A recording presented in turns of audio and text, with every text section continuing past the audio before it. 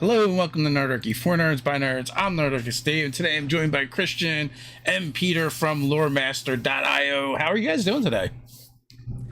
We're doing great. Yeah, Thank you I'm doing so much great. for having us on. It's been I mean, you have a great show and had a lot of like interesting things. That's amazing to always see you nerd out, just to get that out of the way. Well, thank you. I'm happy to have you guys on. And if you'd be so kind to each kind of like introduce yourself and tell us a little bit about you, and then however you guys want to kind of explain what Loremaster is, we'll get into that. So I'll start with you, Peter.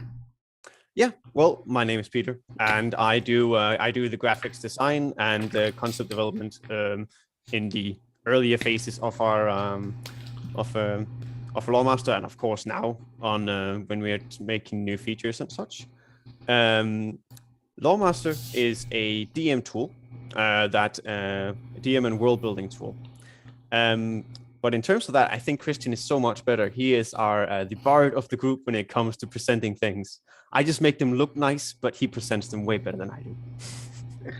I can certainly try, but yeah. First of all, hi, I'm Christian. I stand for I'm primarily on the whole administrative side of Lawmaster. Like I make sure like the servers are on and like we have enough money and all that. And then just odd jobs now and then. But I also do the whole pitching thing. So if I were to explain Lawmaster, I would say that it's a tool for world builders by world builders.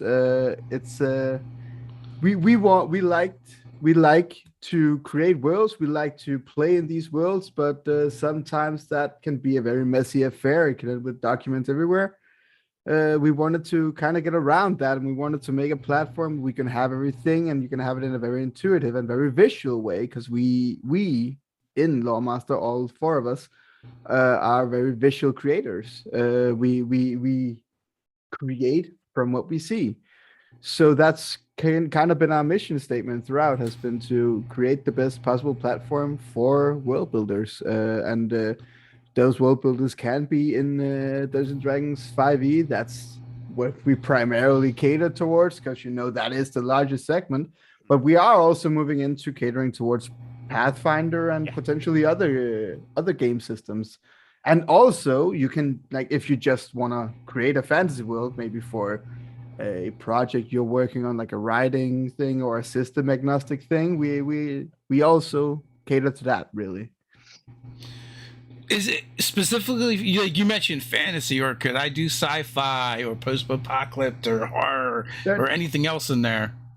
I would say like the only thing that's really focused on like genre is because we have a nice layout and there's different colored themes, and those themes have fantasy inspired names.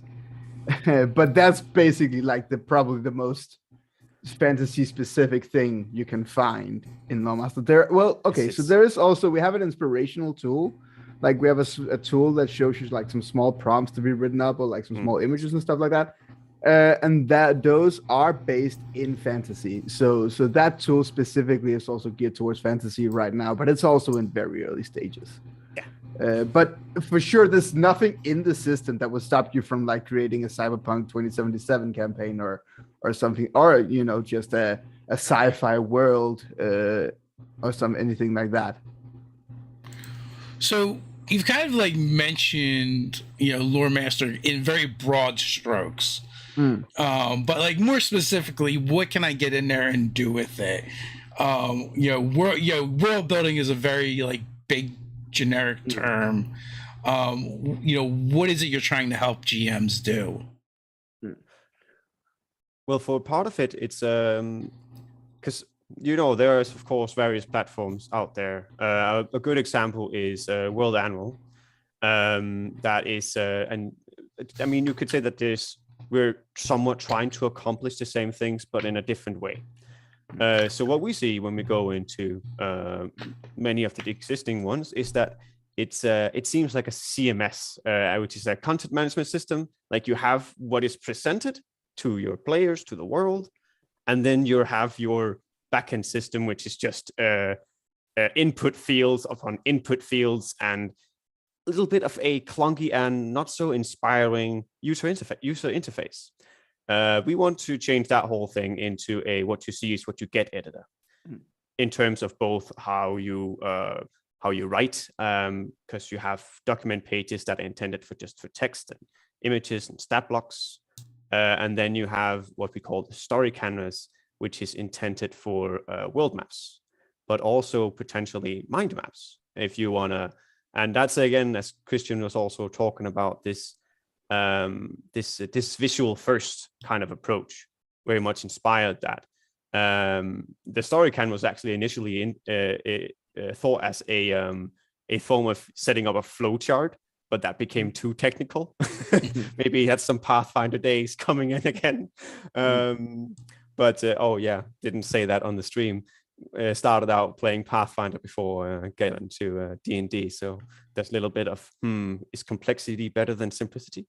But anyway, the story canvas is the world map and whatever visualization tool you kind of want it to be.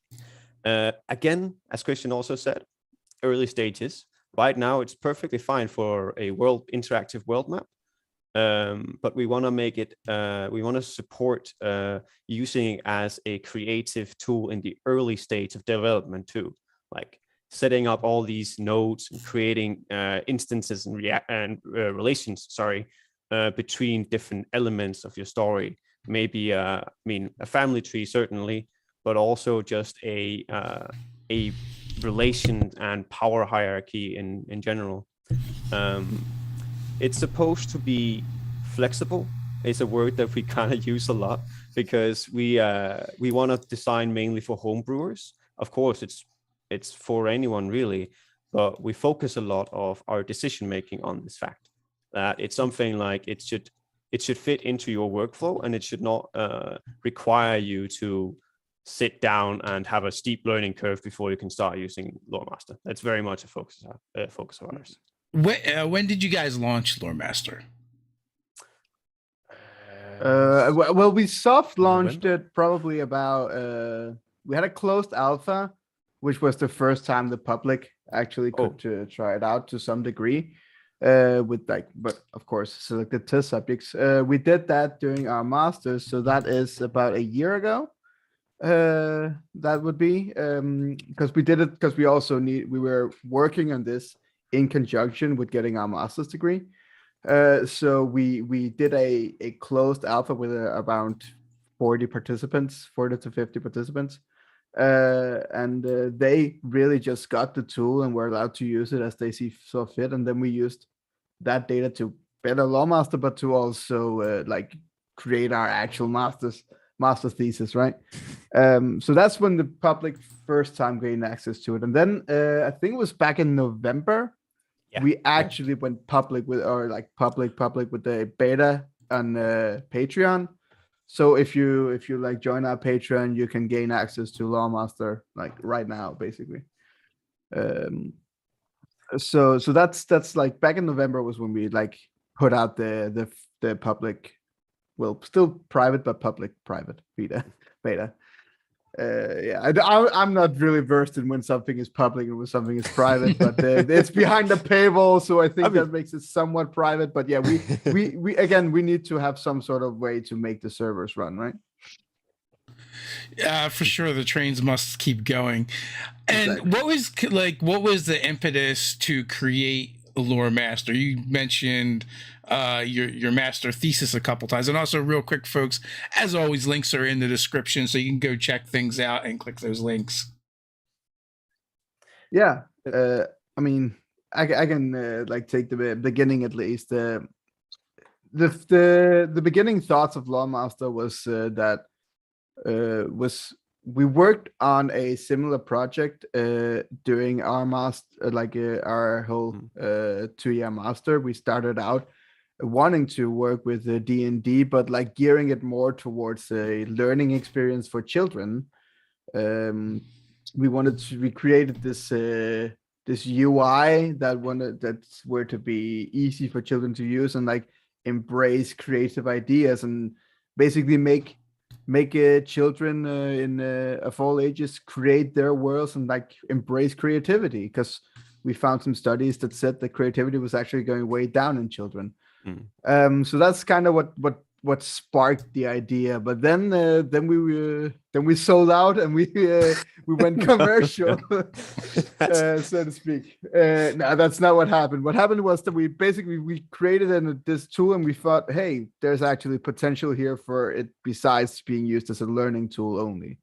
There's potential here for everyone, because as Peter mentioned, these tools that we had seen, like these similar tools like World Anvil and the like, they didn't fit our needs, at least. Yeah, they didn't suit our needs. To us, they felt very unintuitive at a first glance, and that's kind of what we had stumbled into, something that wasn't. We had something that felt very intuitive at first glance, and then we did a bunch of studies. We went the whole academic route on testing how and why and when to best put this block here or this block here, what to draw inspiration from, what do people use right now. We did like a whole survey with 2,000 participants about like how they create and what they use.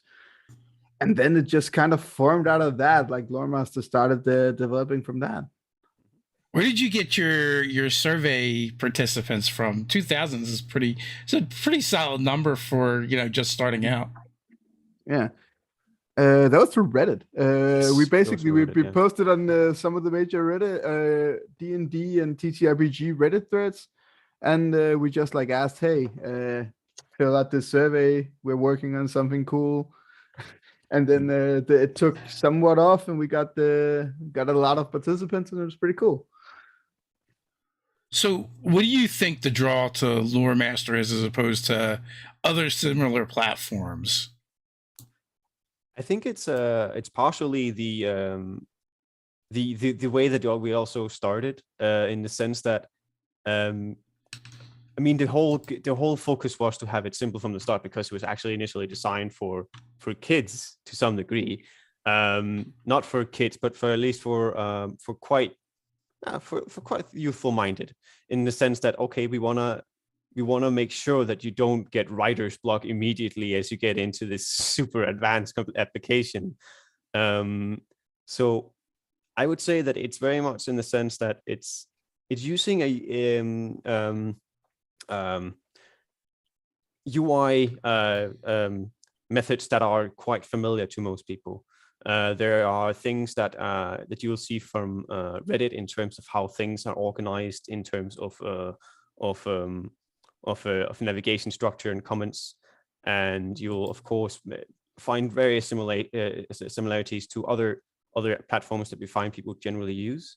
And this is something that we've been studying from the get-go. Like, what do people expect when they are in a situation and want to do this? And this is a common thing, like this whole user story methodology in terms of development. But I would say for Lawmaster, it's the bread and butter for getting it going. Of course, there are things that are still need to be improved. But I would say that's with our goal and vision, that's what we focus on, and that's hopefully the draw that is intuitive, and it's something that's it's flexible but still rich in functionality. And of course, we want to expand on the functionality, but we won't let that compromise our goal of keeping it flexible and simple to use. So, did you have any preconceived notions or principles going in based on your experiences with gaming and playing RPGs, that you're like, this is something that has to absolutely go in there, even if we don't know how it's going to work yet? Yeah. We've had like large discussions about this, actually, because of the differences in the way we play and like stuff like that. Discussions or discussions? I think the greatest example is probably I think that the story canvas, because that has like shifted where that would kind of go. And I had like a very very complex and a little bit needlessly advanced idea for in the beginning, which we then backed away from. I mean, backed away from, we at least shifted its focus quite a bit. Because I was thinking, oh, this should be like a basically a scene creator to some degree, like in the sense that you create this flow of different things that's supposed to happen, but in a visual sense. But that just became so complex, like also just in the mock-ups, like the visualizations of how it could be, that eventually we just landed, okay, we may go down this route again. I mean, that was the end of the discussion that we had. Yeah. Shelve it for now. We'll look at it once we actually have, core functionality, right? But no heads were chopped off, so it's all good. Nah. Only a few fingers, but it's okay. Yeah. That's a plus. Yeah, and to some degree, like also if you because we have a public roadmap on our website, right? And that we had an idea of how that would look, but what we did was early on we surveyed the people that were actually that joined Loremaster at the beginning. And we basically asked, hey, how would you prioritize this? And that actually came out very different from what we expected. So in that way, it's been more our preconceived notion of what is necessary in a tool like that, and what should take priority over other things in a tool like that, we kind of shifted by getting to interact with multiple or getting to interact with our users. Because they had very different ideas, some of them. But they were also the numbers were not unanimous in terms of anything. Not it at also all. just shows how subjective the effort of world building is. And Sure. I mean, again, that's very much part of it. All directions. Do you guys game together or separately? Both. Yeah. We've recently had quite a large break because our regular DM he had to take time off to do something else, but we've recently started up playing in our Lawmaster group again, where we've started this new thing of basically everyone does a 1 or 2 shot type thing, so that we can basically get a feel also for the DMing differences and playing differences in each other, because the way I DM, for example, is very different from the way that Jonas, our other guy, our main DM before that, how he DMs. So yeah, we started this because it's just very interesting to see different ways to how what people prefer, or what the DM puts his focus on, not the GM, So that's why we started this whole round table of one shots. But we're gonna pause that again now because Peter has to go away for a long time. Oh no! Yeah. Sounds very ominous the way you put that. Yeah, I mean, he's going to be the DM when I get back, so we'll see how if there's some punishment coming up. Maybe. Yeah. So are you guys working off of this same Loremaster world, or you guys do your individual ones, or you swap back and forth between them? Individual worlds. It's also something actually we weren't really planning this, but it's kind of been in a sense where we have 3 different types, because Jonas, his was a homebrew, but I think based on a existing setting. Then yours was because you had Christian had a 1 shot, or that turned into a 4 shot, I think. I'm not good at planning. It happens. Oh, aren't you the administrative guy? I'm not good at planning D&D.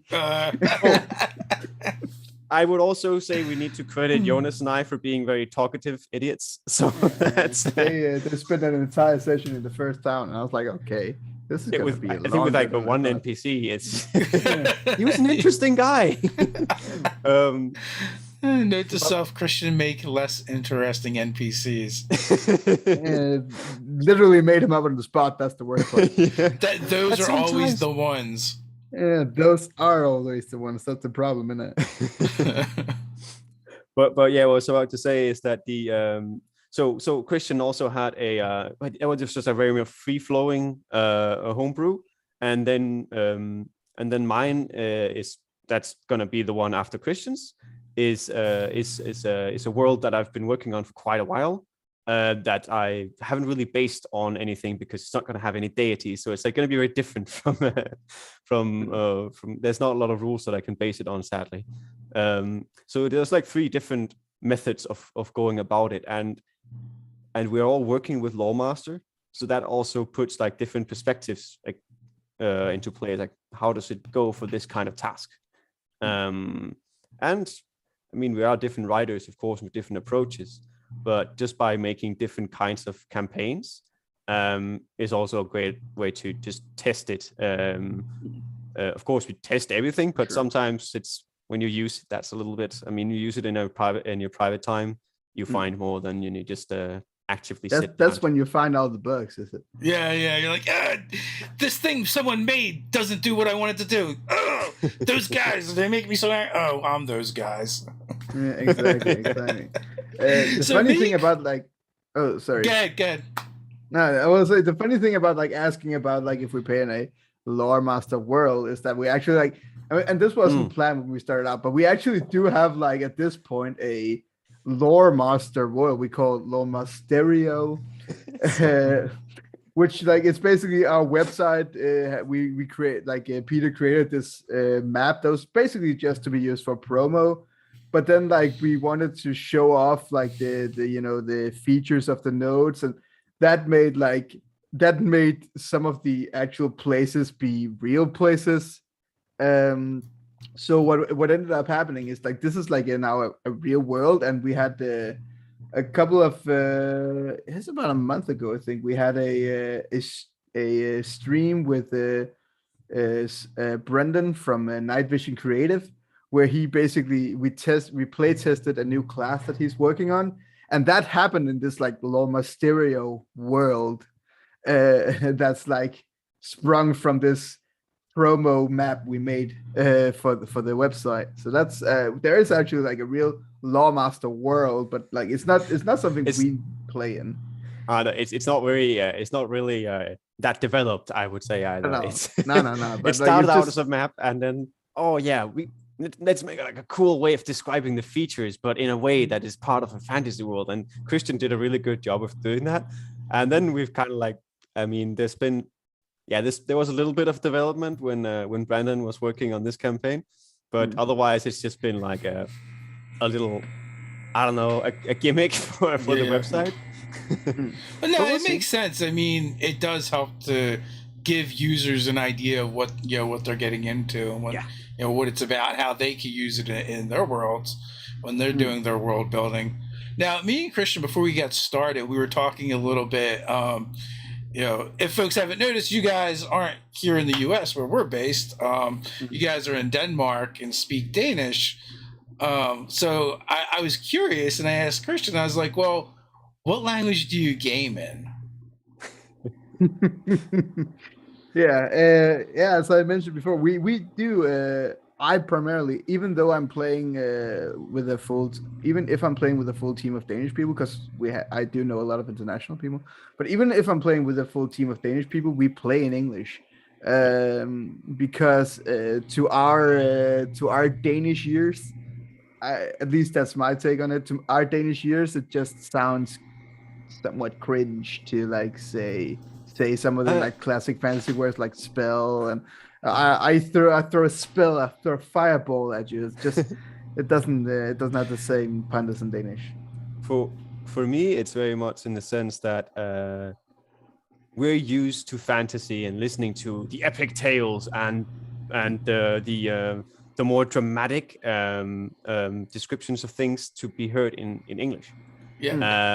So it's not only that we're used to that and that automatically sounds more badass because that's what we remember it almost just based on movies and shows and such, but it's also just the connotation of words in English. I mean, of course they can carry over, but it's different.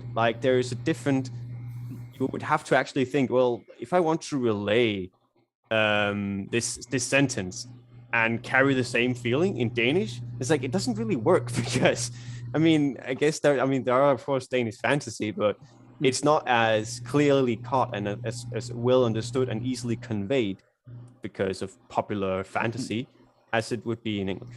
And like I feel to me the only place that I really hear these fantasy words in Danish has been in like children's TV or Yeah. stuff like that, because that's like normally like Books, of course. cartoons are dubbed in Danish, and then that's where you hear it, and I then like, to me at least, that's just the connotation that I get.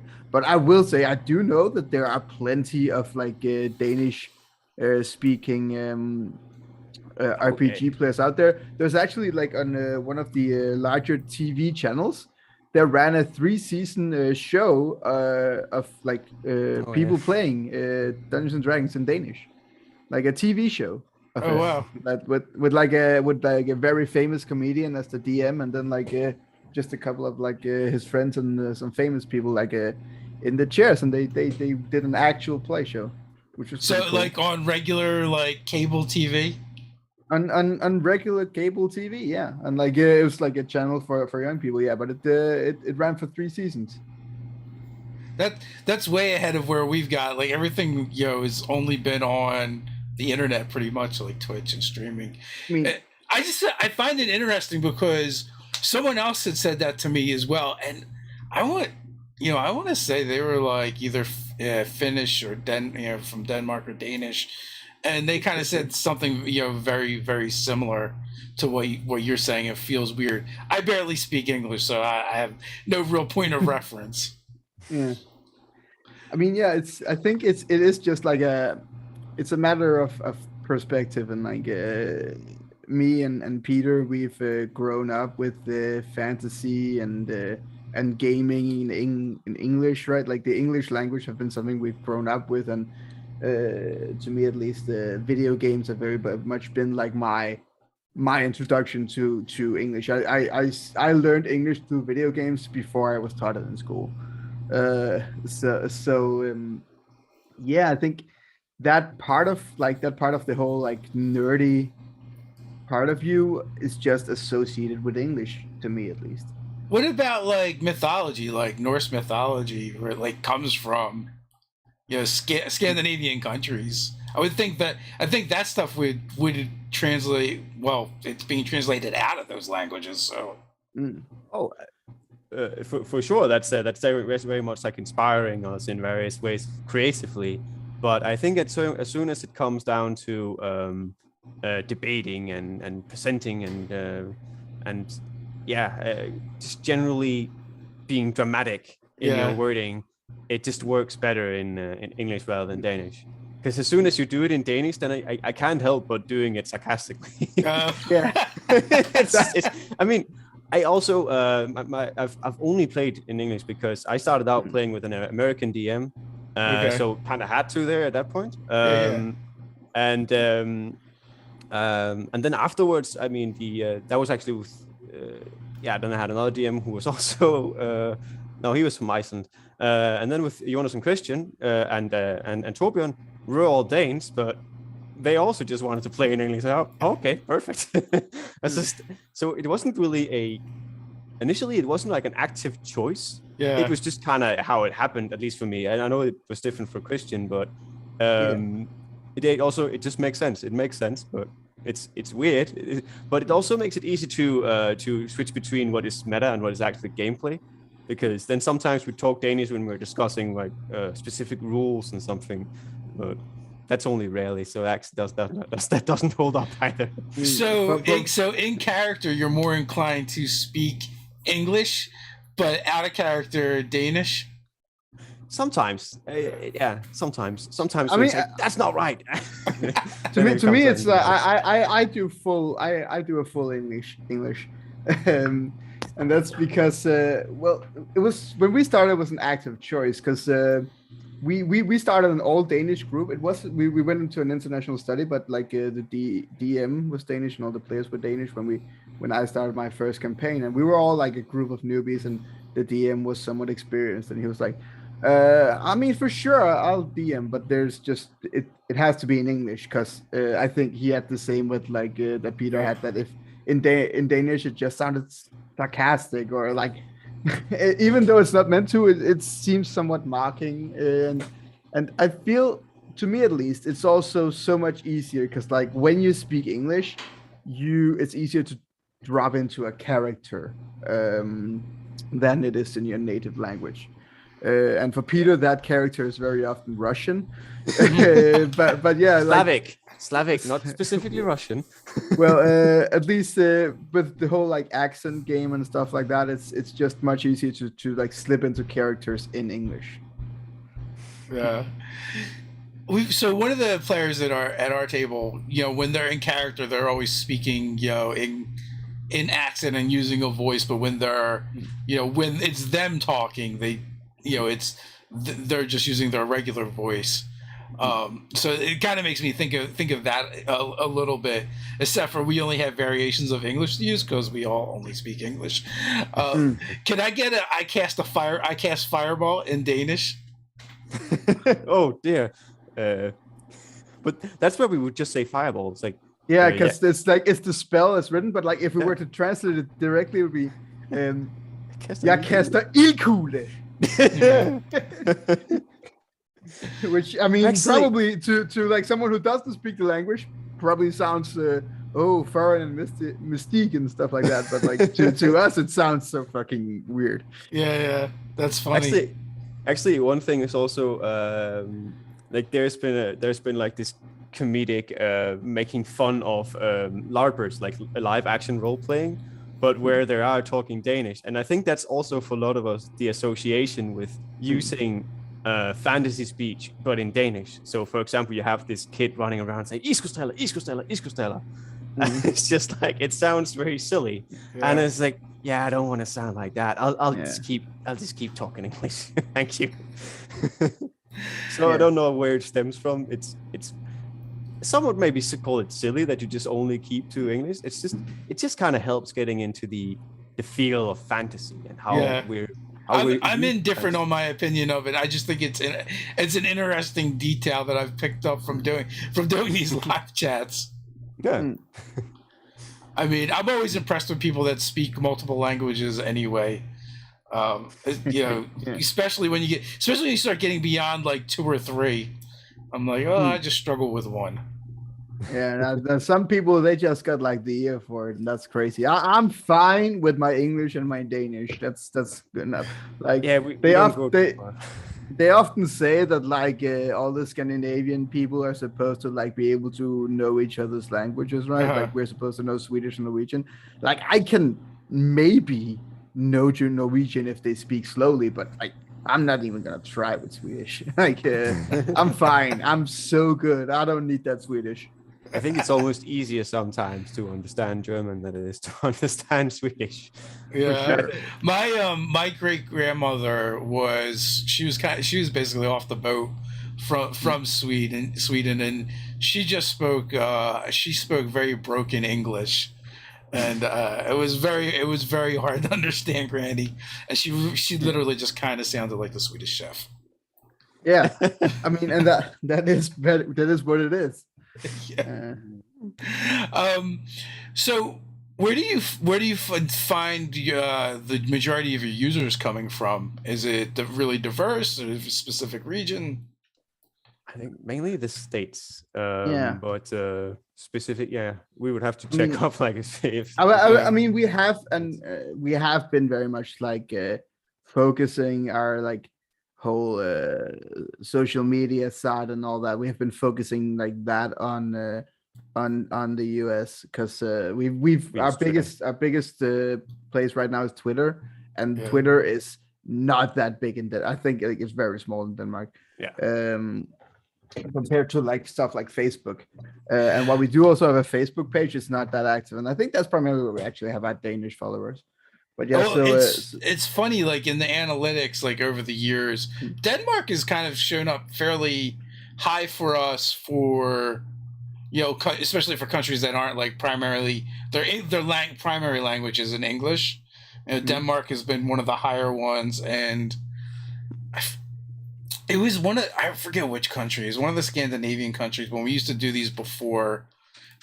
At one point, we did a chat, and they're like, we would do like a roll call as to where people were in the world, and we had like 3 or 4 people, and they were like all in the same country. I'm like, are you guys like watching together or something? So, you know, because if you look at like the YouTube analytics, like it's US, and then like the difference is like vast. No, but like it's for sure it's like a thing of also whenever I see I watch some sort of live stream or something like that, like be even if it's like 2 a.m. here and someone asks, hey, where are people from? There's always one guy in chat that writes Denmark, and it's not me. So like I think I think we're just a country of chronically online people. Like I think that's maybe what it is, right? Nocturnal like, we just don't sleep. Yeah, for sure. So yeah, I think that's it. Are you guys into watching streams? Oh yeah, like literally before this, I was like catching up on the newest Critical Role. So yeah. What was the introduction for each of you into RPGs? How did you kind of get started? I mean, for me, it was, as I mentioned, it's like it was something I'd heard of tangentially growing up, right? But and I also always found it like fascinating. But my friends back when I grew up, they were not like the nerdy kind. We didn't play video games. We were like just hung out and like talked and stuff. We didn't like do like actual activities. So when I came to university in a different city, I joined this very nerdy study, and I made some actual nerdy friends. And one of them was just like, "Hey, let's try D&D," and then we found like our DM, and that was my introduction to it. And then it was like, "Oh, if you like it that much, maybe you should check out Critical Role." And then I consumed that entire first campaign in like half a year, and then I think that just like it just latched on to me, and I've been deep in the sauce ever since. I think for me it's well, for role playing, not so much games. It started I think like in 3rd or 2nd grade, I guess, where we decided that, hey, let's try to make these swords and shield out of broken broomsticks and mattresses and duct tape.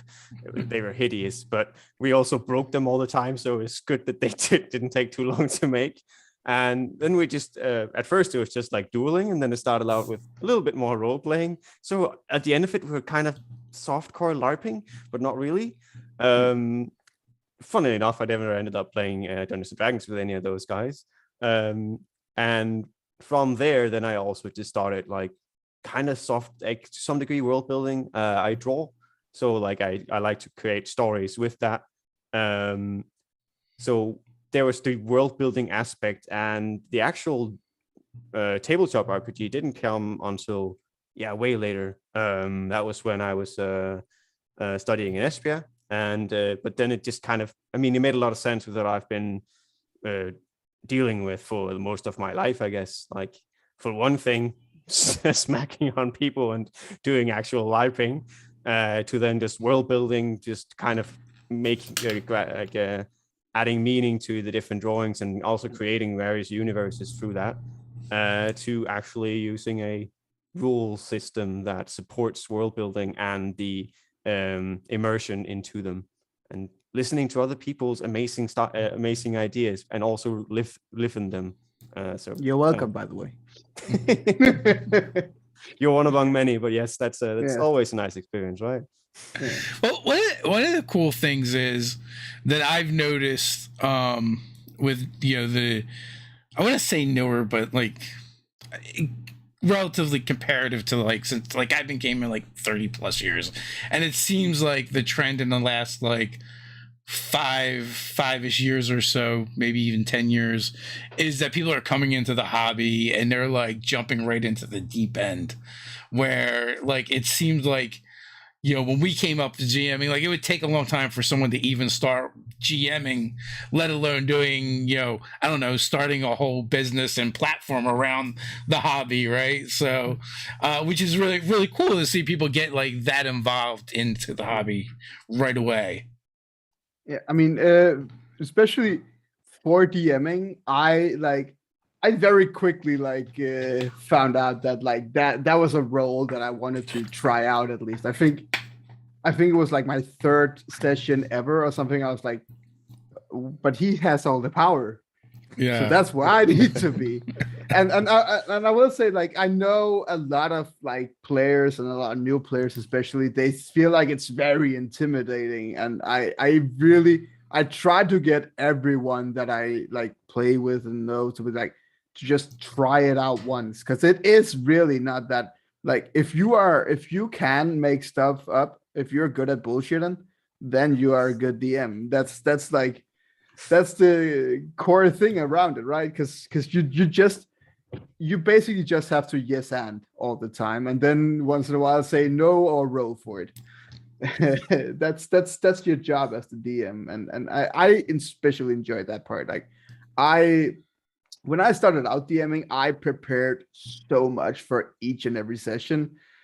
Now, not so much. Like I've prepared. Like I have my world that like all my campaign like happens in, and I know how that world functions. I know what major players are in that world, so I can just like throw people into that world, and then they'll deal with the world, and the world will react, and I will know how that world reacts. But that's me bullshitting, basically, right?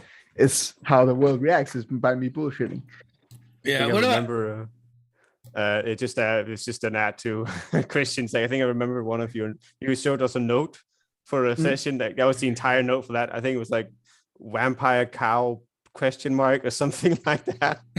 It's just yeah, I had something like that, but I don't remember what it was. No, it was just something silly. Like, no, it was polite werewolves. Polite werewolves. Okay. Yeah. That was like a full 1 hour segment of a session. That one line that was a dice roll and a random table. Yeah, one of my favorite memes is when it says like the players are like, oh, you must have spent hours prepping this, and the GM looks at their notes and it just says sexy goblin. They look up, yep, hours prepping. Yeah, exactly. I mean, that's basically my players have some sort of like longer travel segment that they have to do. Yeah. I do like a table of just like one sentence random things. And then like that table will maybe be like 10, have 10 or something things on it, and I'll make them roll a d20 for each day. And then like if they roll something, then like that's me bullshitting that thing. And like sometimes that even turns into combat encounters. I'm like, and this is where we'll take a small break, and I'll have to like make up some sort of combat encounter for that. But yeah, that bullshit. I feel like knowing the world and the area that the players are going to be adventuring in a lot of times is far more useful than writing out the adventure per se, because like you said, like you'll spend like put so much time and invest so much time into writing the adventure for the evening, and then you get to the table and then the players happen, right? And they just do something completely different, something else. They skip all your everything you've written, all the content you've already written. And you're like, oh, well, I've used a paragraph of these 3 pages 4 hours later. Why do I even bother writing all this stuff? Exactly. Like it's like, unless you put them on like a closed, like a ship or a train, and you literally railroad them, the players are never gonna go in any direction that you predict. Yeah. And I remember early on in the Loremaster design process, I talked a lot about this with Peter, because he was like, he wanted to create this, basically use the story canvas as like an event tree where like this will happen, and then the players can choose to do either this or this. And I was just like, no, No, because they're not gonna choose neither of those. They're gonna choose that, and then you have all this planned that means absolutely nothing. Because the players are never gonna do what you think they're gonna do. They're Yeah. chaos beasts, and you have to accept that. Granted, this was a different approach. That was when it was educational. So it was not Yeah, meant but for yeah, DMs. sure, Yeah. but like it's still relevant. I feel. Oh yeah, it was still biting me in the ass. I later. will say though, like as a GM, I think there's real value through going through all of that. And because like it helps you understand the process of creating the structure for an adventure, even if your players don't use it, because when you do have to improv or figure it out on the fly, at least you have an understanding of like the flow. Or so I feel like it's still useful for new GMs to do all of that stuff. And then as they grow, and they can then decide what they need to prep and what they need and what they don't need. All right, yeah, for sure. Like I will say I'm also like speaking from my personal point of view. Yeah. Like my first DM, he was a heavy prepper. Like he prepped a lot of stuff. Like for my sessions, I'm maybe like 30% prep work and like 70% like seeing what happened and reacting and all that. He was like probably more 60% prep work and 40% seeing what happens, right? Depending on the session, of course. But there are so there are different styles of doing this whole like of DMing and GMing, Yeah, I would say more recently I've been doing more prep than I usually do. Only because like I've created like this new D&D world that's very different than any of the ones that I've run before, where it's more post-apocalyptic and like we took like we're using the war machines from Descent into Avernus. So like basically the players are like a motorcycle gang. So we're kind of building that out as I go. But a lot of it is though more of the world building stuff and less of the adventure stuff. And then we're currently running a stream on the channel called Zoo Mafia, which is an RPG that we're working on. And I'm like, well, right now we're kind of like play testing live. And I'm like, well, some of this stuff is going to actually go into the game. So it should probably be written down somewheres. And that's also something I struggle with because like I'll be like 100% in the zone when I'm DMing, and then like the moment like we finish playing and we sit down and we talk and we just like we shoot the shit for like just coming down from the whole thing, and then my players leave and I'm like, what the hell happened this season or this session? I didn't make any notes. Right. So that's probably that's the downside of making everything up as you go. Well, the key to that is taking notes as you run, right? And that can be difficult. Now, Dave, that's impossible. That's not something a human being can do. I don't believe it. I will not accept it. Totally fake news. Yeah, no. Don't spread this falseness. Falsehood. So heresy is what it is. You could record your games and then go back and take notes, but that sounds like a pain in the ass. That sounds like the actual worst experience I could imagine. Like, because I will say like I also am one of those people that I don't like hearing my own voice recorded, so that would be the absolute worst. I think like 98% of the world's population is like that. There's like 2% of the freaks in the universe that like they absolutely love to hear their own voice back at them, but no, I can't. Nothing has filled me with a sense of self-loathing as editing our own videos and having to hear myself over and over again. It's funny because it's also a thing with it's not only hearing your own voice, but it's also the fact that it actually sounds quite different. Because when you hear your voice as you're talking, because of the echo, bassy. It's more bass because of the ringing that's kind of that happens from the same origin. But then when you hear this lighters, it's like, who's that guy? Who's that scrawny little guy? Yeah. Well, that's crazy if you think about it. Though. Think of someone people that actually have really deep bass voices, and what's it sound like to them? It's like constant they sound growling. like the voice of God in their own head. What the hell does Say Sunday sound like in his mind, right? Like what is that? I never thought of that, but now you've got me thinking. This must be absolutely crazy. And like, what do they sound like if they try to make a deep voice, right? What's that gonna be? Oh snap! They just gonna blow out their own eardrums? What's happening here? So today we got the two of you on, but you mentioned you have two other partners in this endeavor. Yeah. We have Torbjørn, who is such a big fan that he was not sure he could handle himself if he was on. I hope he doesn't kill me for saying this, but that's kind of funny. And Jonas, who sadly couldn't make it today. He had appointments that could not be moved, sadly. And what do they do? Oh, well, Torbjørn, he is our full stack backend developer.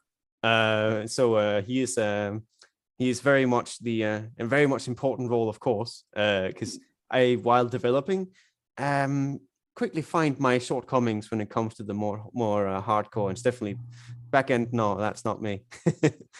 Jonas is social media and marketing, but generally outreach, custom outreach is his role in the whole grand scheme of things.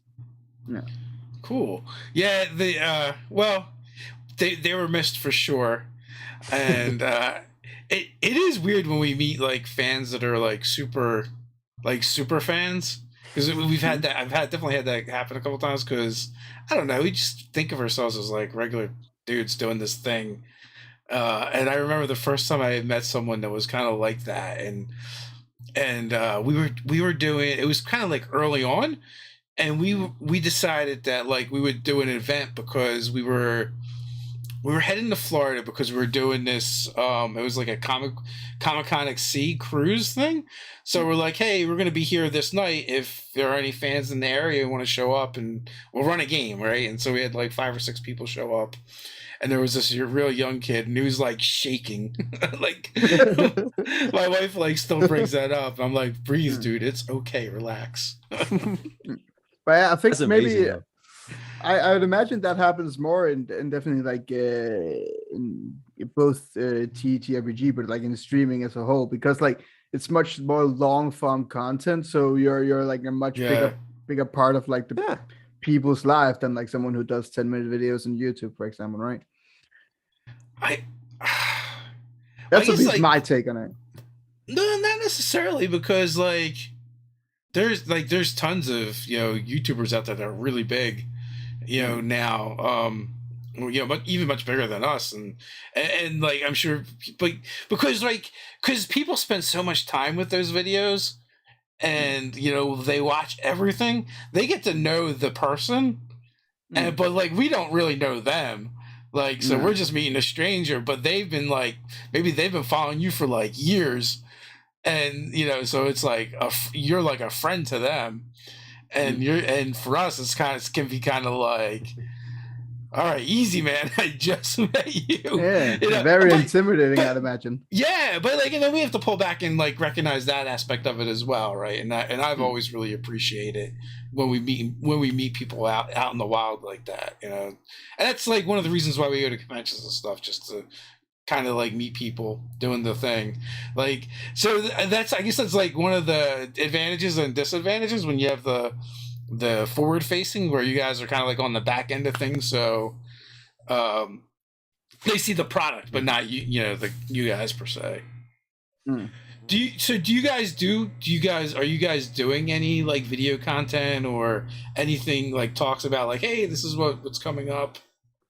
No, not at the moment. I mean, we were talking about doing something a little bit, but we never really got into it, and there might be some advantages to it, but we're not sure if you're charismatic individuals enough to really make that work. I think that's the main thing. We'll happily do appearances on everyone who wants us on there, but But yeah, I just don't think like we have the. I think it's part of it is the confidence and and the charisma to pull off something on our own, and yeah, that's like it's fine. We are also all of us now busy, right? We have our day jobs besides this, so yeah. And like, so what is the roadmap for Loremaster? What if people are interested in checking it out? What could they expect? Even just like short term for the rest of the year. I mean, right now we have a few things that we're working on, but I think that could be actually funny to mention here, because something we haven't shared with our followings just yet, but we're doing a little bit of a shift in focus. From we're working on some more basic things like inline linking, improvements to stat blocks, and so on, but we're now shifting over to really supporting world sharing and the methods of permissions and such, to really support, for one thing, of course, just DMs wanting to share specific aspects of their world, because you can very much customize this, which aspects should be shared with players, but also potentially, and that's very much why we actually ended up pushing it, for people who have a module or a specific story that, I mean, they're more like publishers, people who always like, I have a great little fantasy segment that I would like to share in one way and use my Loremaster setup without having to go to another platform to do so. Exactly. So this is something that I won't say a specific timeline at this point, but but we shifted focus over to this. So world sharing and the ability to decide what should be shared and what should be private, what is hidden, what is shown, is something that we want to focus on from now on until it's created. And when it's created, I mean, yeah, you will have to follow our social media for details later on. But yeah, but like just besides that, that's like gonna be our primary focus. But we've also for a long time, like as he mentioned, we've been working on inline linking. So like one of the core features of Lawmaster is that you can like easily link every page in like this panel out on the side, so you can navigate around easily. If you have like 500 pages and you know that this king is in this city right now, you can link that king to that city. But we wanted to do it in the actual text, and that's been proven to be a huge just a huge thing to like actually create. So that's something we've been working on for a long time. And we're gonna put it on the back burner because right now it's just like we're running ahead against the wall. When you say in the text, so that it automatically links. Think of it like on a Facebook message, when you like do the @ sign and then you can write someone's name, you can tag them in it. Basically that's how we would do with pages. So like for example, I think example was the sentence, the first one to discover this location was Samuel the firstborn, and then like in that sentence you would put a sign or some sort of identifier in front of Samuel the firstborn, and then if you click that name, it would take it to that character's, that NPC's page. Okay. But just a little bit of actually what you're describing there, link suggestion is actually something that's we're gonna publish that this weekend. So funny you should mention that. So like link generation is actually something that we pretty much have ready. But it's just a different like we have our link panel, which is implemented and everything, and then that's going to have the ability to cipher through your text and also the documents that you have, and then see, okay, do you want to add these links? So that's something that will be there by the end of the week. Oh, cool.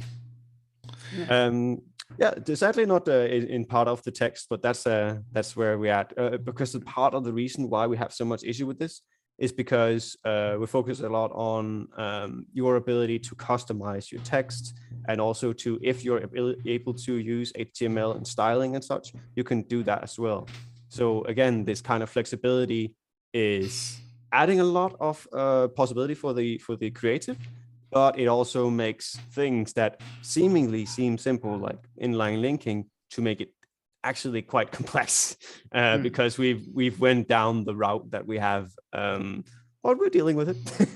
We'll make it happen. It just creates some complexity where you might not expect it. Is there a Loremaster community that people can plug into?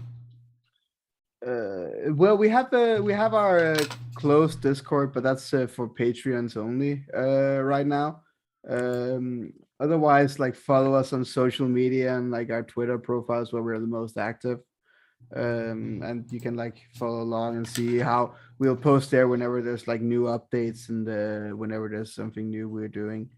That's our primary channel of like public communication. But if you join the Lawmaster family, we do have a Discord where people like, we have a bunch of creative people who like show off some of their amazing stuff in there, and yeah, it's that's our community.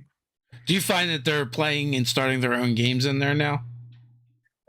Not yet, because a lot of them actually like are using it for creating like some of them are using it for like, we have one in there who's creating their own game system and using it for that whole thing, and like a lot of them are using it for more like large scale settings that they have like plans for. So we haven't experienced that, but Oh, I mean, here's to hoping.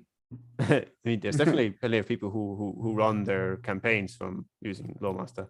Yeah, for sure. But then, yeah, not that that's not that has met in the Discord. Cool. Oh, So yeah. Oh, yeah, sorry. we were coming up on the hour mark. If each of you could give me final thoughts before we head on out. Final thoughts. This has been a real fun experience. You know, that hour flew by, as you said in the pre-show that it would. So yeah, it's been exciting to come on, like talk to a fellow nerd. You know, Yes. Yeah, it's been fun. Check out Lawmaster. That's my final thought. My final thought is very much in the same lines, right? It's like it's always great to meet other nerds. It's just like, and you're so much more badass than we are, but we'll try to. Debatable, but it was great you guys coming on. I enjoyed chatting with you. As always, folks, links are in the description, so go check these guys out. And until next time, stay nerdy.